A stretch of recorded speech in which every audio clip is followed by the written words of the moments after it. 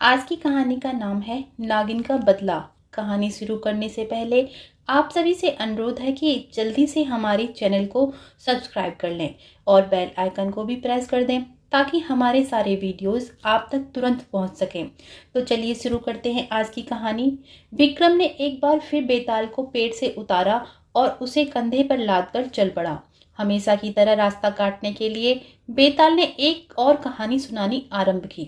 नरसिंहपुरा राज्य में राजा हरगोविंद दास नाम का एक राजा था और उसी महल में उसकी दासी गंगा के कमरे में नागेश और नागेश्वरी नाम के इच्छाधारी नाग और नागिन निवास करते थे। एक दिन राजा हरगोविंद दास के इकलौते बेटे युवराज शक्तिनाथ का जन्मदिन था। महाराज, उनकी बहू अरुंधति और अरुंधति की 3 बेटियां सब खुशियां मना रहे थे। बड़े बड़े दरबारी राजकुमार को उपहार दे रहे थे। राजमहल की दासी गंगा भी बधाई देने के लिए वहां आई। गंगा को देखकर राजकुमार बोला, गंगा तुम? गंगा बोली, हाँ राजकुमार जी, मेरे साथ नागेश और नागेश्वरी भी आपको बधाई देने के लिए आए हैं। तब नागेश ने आशीर्वाद के रूप में राजकुमार को एक पुष्प भेंट किया। राजा हरगोविंद दास ने नागेश से प्रार्थना की, हे नाग देवता, हमारी बहू को आशीर्वाद दो कि भगवान उसे इस बार बेटा दे। तब नाग और नागिन दोनों ने अरुंधति को बेटे का आशीर्वाद दिया। अगले दिन राजकुमार शिकार खेलने के लिए जंगल में गया। नागेश और नागेश्वरी भी जंगल में प्रेम क्रीड़ा कर रहे थे। राजकुमार एक हिरण का शिकार करने के लिए उसका पीछा कर रहा था। हिरण बचने के लिए झाड़ियों में जा छुपा। राजकुमार ने हिरण को मारने के लिए झाड़ियों में तीर चला दिया। तीर प्रेम क्रीड़ा में लिप्त नागेश को जा लगा और नागेश ने अपने प्राण त्याग दिए। राजकुमार ये देखकर घबरा गया और महल पहुंचकर अपने पिता राजा हरगोविंद को सब वृतांत कह सुनाया। नागेश्वरी ने जब देखा कि राजकुमार के तीर से नागेश के प्राण गए हैं तो उसने प्रतिज्ञा की कि वो राजकुमार का अंत करके अपने पति की मौत का बदला लेगी। नागेश्वरी राजा हरगोविंद के दरबार में पहुंच गई और राजा से बोली कि राजकुमार ने मेरे पति की हत्या की है। अब आप मुझे आज्ञा दें कि मैं राजकुमार से अपने पति की हत्या का बदला ले सकूं। राजा बोला, बेटी, राजकुमार ने जानबूझकर तुम्हारे पति की हत्या नहीं की। उसने तो तीर हिरण पर चलाया था, पर किस्मत ने उसको तुम्हारे नागेश की तरफ मोड़ दिया। नागेश्वरी बोली, मैं तो बस ये जानती हूँ कि मुझसे मेरा पति छीन लिया गया और उसके सीने में राजकुमार का तीर था।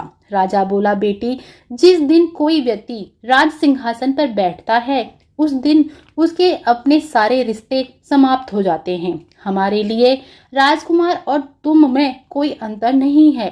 राजकुमार की 3 बेटियां हैं, कोई बेटा नहीं है। कुछ दिनों के बाद राजकुमार की पत्नी एक संतान को जन्म देने वाली है। हम आशा करते हैं कि वो बेटा ही हो। राजकुमार उसे एक नजर देख लेगा, फिर वो अपने आप को तुम्हारे हवाले कर देगा। बेटी, क्या कुछ दिन के लिए राजकुमार को तुम जीवन दान नहीं दे सकती? नागेश्वरी बोली, ठीक है। कुछ ही दिनों में रक्षाबंधन का त्योहार आया। अरुंधति का भाई राखी बंधवाने के लिए आया।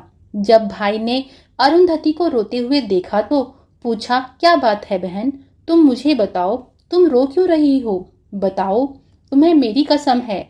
अरुंधति बोली, भैया, आज मैं तुम्हें आखिरी बार राखी बांध रही हूँ। भैया बोला, ये क्या कह रही हो तुम? अरुंधति बोली, हाँ भैया, तुम्हारे जीजा जी के हाथों भूल से एक नाग की हत्या हो गई और नागिन उनके खून की प्यासी है, और जब वही नहीं रहेंगे तो मैं भी नहीं रहूंगी। भैया बोला, रक्षाबंधन के दिन हर भाई अपनी बहन की रक्षा की कसम खाता है। बहन, नागिन तो क्या यमराज भी तुम्हारे सुहाग पर हाथ नहीं डाल सकता। तभी राजकुमार शक्तिनाथ वहां आ गया और बोला, बलभद्र, तुम्हें देखकर हैरानी भी हुई और खुशी भी। अरुंधति बोली, भैया को मैंने ही बुलाया है। आप आज अभी इसी समय पिताजी के वहां चले जाएं। राजकुमार बोला, क्या मतलब? अरुंधति ने जवाब दिया, मतलब ये है कि मैं आपको एक निर्दयी नागिन की जिद और महाराज के अंधे और बहरे इंसाफ का शिकार नहीं होने दूंगी। बच्चा पैदा होते ही मैं भी वहां चली आऊंगी। राजकुमार बोला, नहीं, हम एक कायर की तरह अपने पिताजी को धोखा देकर इंसाफ और मौत से नहीं भाग सकते। इंसाफ हमारा धर्म है, मौत तो हर इंसान की किस्मत है, किसी की आज तो किसी की कल। अरुंधति का भाई अपनी तलवार निकालकर बोला, तो मैं उस नागिन को खत्म कर दूंगा। राजकुमार ने अपनी तलवार निकाली और बोला, इससे पहले तुम्हारी तलवार को मेरी तलवार से टकराना होगा। ये देखकर अरुंधति मूर्छित हो गई। उधर राजा हरगोविंद ने दासी गंगा के घर जाकर अपना राज मुकुट नागिन के चरणों में रख दिया। नागिन बोली, ये क्या है? राजा बोला, एक राजा की इज्जत। काश कि हम सिर्फ एक राजा होते, बाप ना होते। नागिन बोली, आप बाप के प्यार से मजबूर हैं और मैं नागिन के प्यार से मजबूर हूँ। सदियों से यही परंपरा चली आई है कि नाग की हत्या करने वालों से नागिन ने हमेशा बदला लिया है। राजा बोला, तो तुम माफी की भीख नहीं दोगी? नागिन बोली, मैं आपसे पूछती हूँ, अगर मेरे पति ने राजकुमार को डस लिया होता तो क्या आप उसे माफ कर देते? और अगर मैं आपसे दया की भीख मांगती तो क्या आप मुझे दे देते? ये सुनकर राजा चुप हो गया। उधर जब अरुंधति को होश आया तो वो तलवार लेकर दासी गंगा के घर नागिन को मारने के लिए पहुंच गई। जब वो नागिन को मारने के लिए आगे बढ़ी तो सैनिक ने बीच में आकर नागिन को बचा लिया। अरुंधति सैनिक से बोली, रघु हट जा मेरे रास्ते से, ये मेरा हुक्म है। सैनिक बोला, नहीं, मैं महाराज के हुक्म से मजबूर हूँ।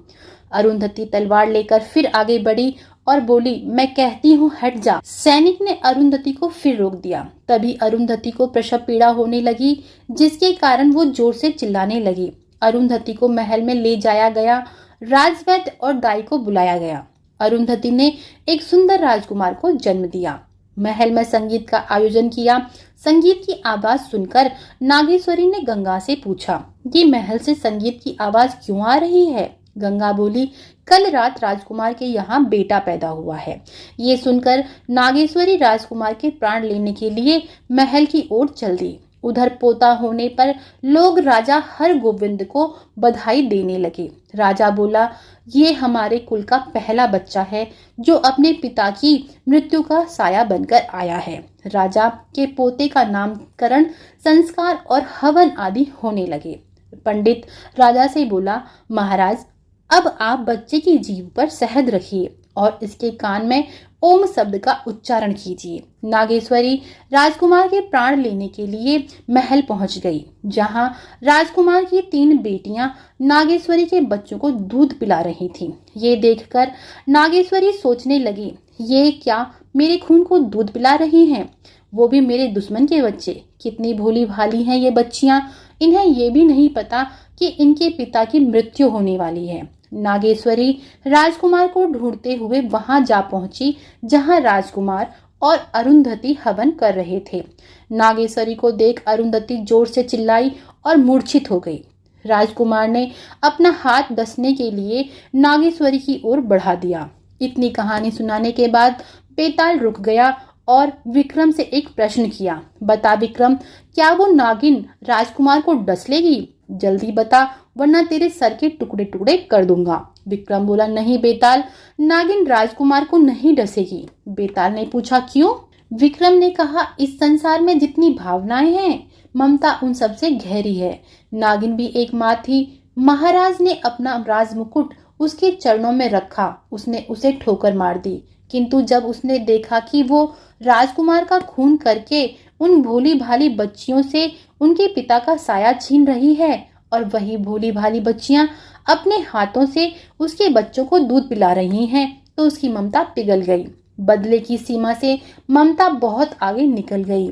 और रही बात पति की चिता पर बदला लेने के लिए कसम खाने की, राजकुमार को बचाने के लिए नागिन ने अपना बलिदान दे दिया। ना वो जिंदा रहेगी, ना उसे कसम पूरी करनी पड़ेगी। बेताल, ये तो सिर्फ एक इंसान ही है जो इंसान को बेदर्दी से मार सकता है, वरना एक जहरीली नागिन भी इंसान को मारने से पहले सोच में पड़ जाती है और उसे माफ भी कर सकती है। बेताल बोला, वाह विक्रम, ठीक कहा तूने। नागिन ने उसी हवन कुंड में कूदकर अपने प्राण दे दिए। लेकिन मैंने तुझसे कहा था ना कि तू बोलना नहीं, नहीं तो मैं छूमंतर हो जाऊंगा।